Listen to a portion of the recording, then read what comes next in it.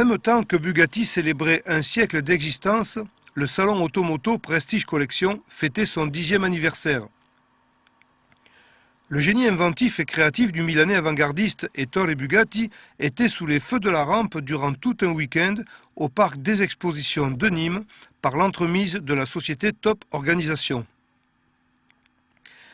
37 années de fabrication qui donnèrent naissance à plus de 7500 véhicules de grand luxe et de course, avec 28 modèles devenus depuis autant de symboles d'années fastes. Un palmarès qui se résume à 10 000 victoires et 27 records battus. Tous ces chiffres placent la célèbre marque en pole position dans le cœur des amoureux de belle mécanique, y compris dans celui de l'organisateur du précieux salon, qui prolonge ainsi les fêtes de Noël. Oui, je pense que ce salon doit procurer, un peu comme pendant les fêtes, un moment de rêve à tous les visiteurs.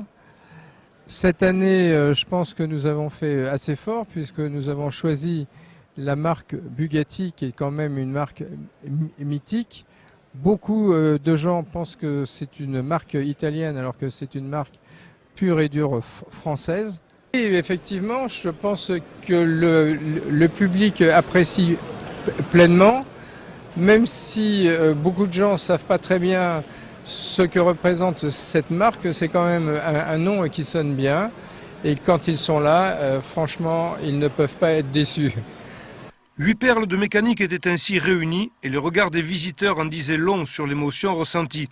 Les exposants propriétaires n'échappaient pas à la vague de nostalgie, comme Eric Cooks, auteur de la réplique de l'unique exemplaire au monde existant du Roadster 57S de 1937.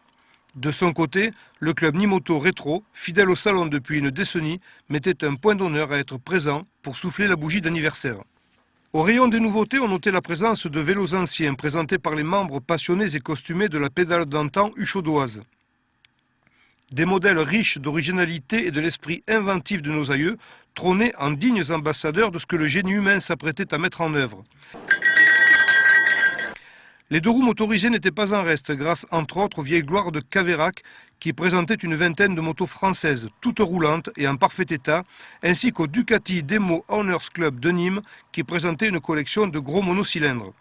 Un salon en hommage à un constructeur de talent qui prétendait que rien n'est jamais trop beau. Ils ont été nombreux cette année à s'en rendre compte.